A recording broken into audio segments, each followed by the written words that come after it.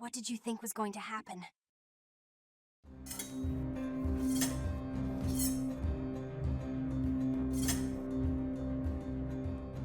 Chapter 8. What I had said to Mrs. Gross was true enough.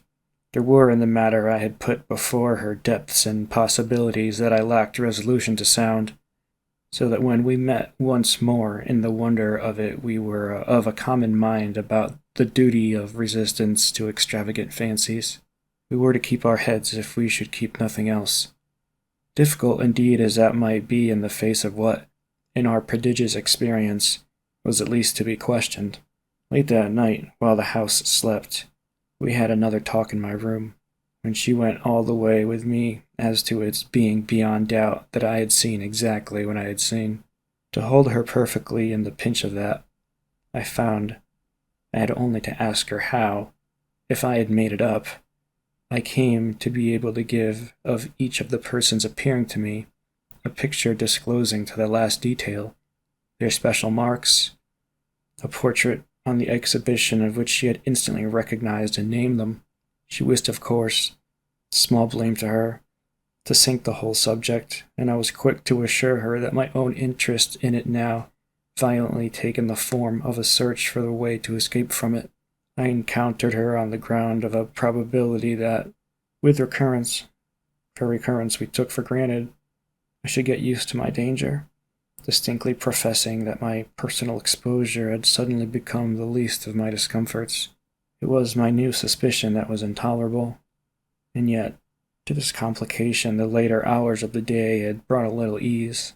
On leaving her, after my first outbreak, I had of course returned to my pupils, associating the right remedy for my dismay with the sense of their charm, which I had already found to be a thing I could positively cultivate, and which had never failed me yet. I'd simply, in other words, plunged afresh into Flora's special society, and there became aware, it was almost a luxury, that she could put her little conscious hand straight upon the spot that ached. She had looked at me in sweet speculation, and that accused me to my face of having cried. I had supposed I had brushed away the ugly signs, but I could literally, for the time, at all events, rejoice, under this fathomless charity, that they had not entirely disappeared.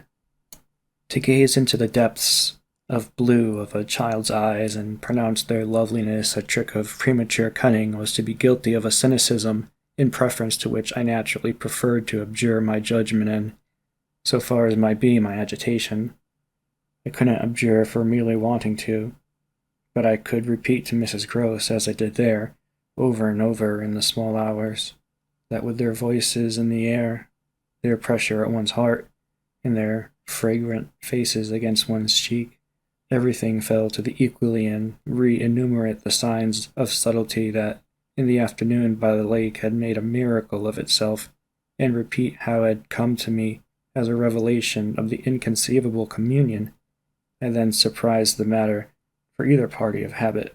It was a pity that I should have had to quaver out again the reasons for my not having, in my delusion, so much as questioned that the little girl saw our visitant, even as I actually saw Mrs. Gross herself, and that she wanted, by just so much as she did thus see, to make me suppose she didn't, and at the same time, without showing anything, arrive at a guess as to whether I myself did. It was a pity that I needed once more to describe the portentous little activity by which she sought to divert my attention, the perceptible increase of movement, greater intensity of play, the singing, gabbling of nonsense, and the invitation to romp. Yet if I had not indulged, to prove there was nothing in it in this review, I should have missed the 2 or 3 dim elements of comfort that still remained to me. I should not, for instance, have been able to asseverate to my friend that I was certain, which was so much to the good, that I, at least, had not betrayed myself. I should not have been prompted by stress of need, by desperation of mind, I scarce know what to call it, to invoke such further aid to intelligence as might spring from pushing my colleague fairly to the wall. She had told me bit by bit under pressure, a great deal, but a small shifty spot on the wrong side of it all still sometimes brushed my brow like the wing of a bat, and I remember how on this occasion, for the sleeping house and the concentration alike of our danger on our watch seemed to help. I felt the importance of giving a last jerk to the curtain. I don't believe anything so horrible.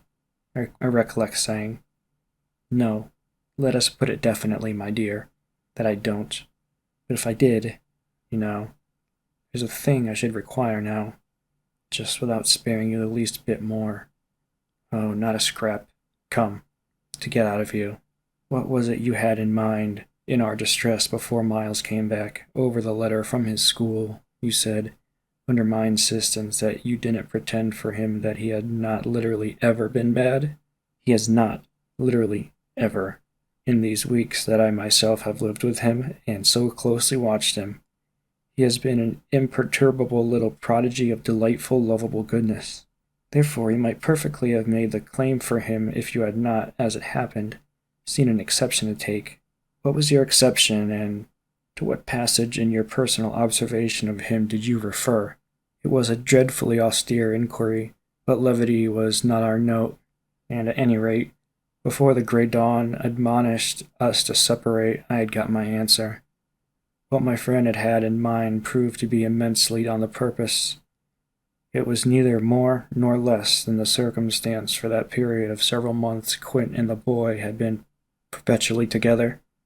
It was in fact the very appropriate truth that she had ventured to criticize the propriety, to hint at the incongruity of so close an alliance, and even to go so far on the subject as a frank overture to Miss Jessel.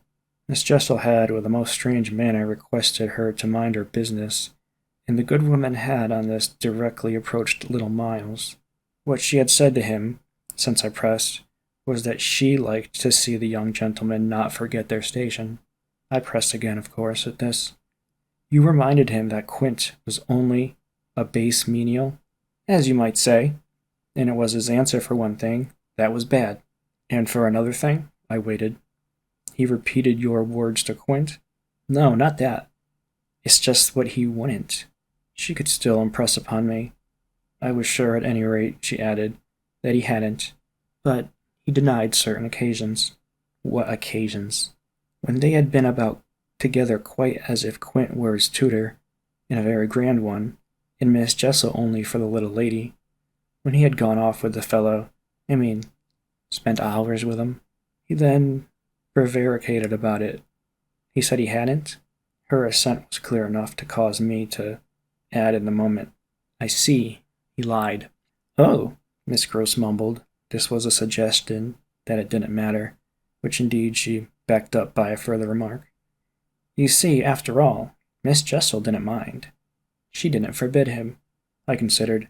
Did he put that to you as a justification? At this she dropped again. No, he never spoke of it. Never mentioned her connection with Quint. She saw visibly flushing where I was coming out. Well, he didn't show anything. He denied, she repeated. He denied. Lord, how I pressed her now. So that you could see he knew what was between the two wretches? I don't know. I don't know, the poor woman groaned. You do know, you dear thing, I replied.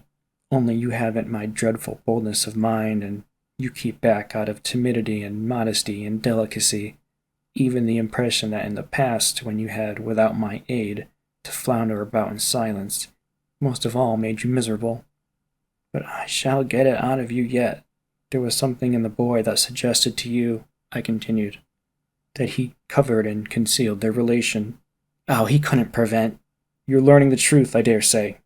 But heavens, I fell with vehemence a thinking, what it shows that they must, to that extent, have succeeded in making of him. Ah, nothing's that not nice now, Mrs. Gross lugubriously pleaded.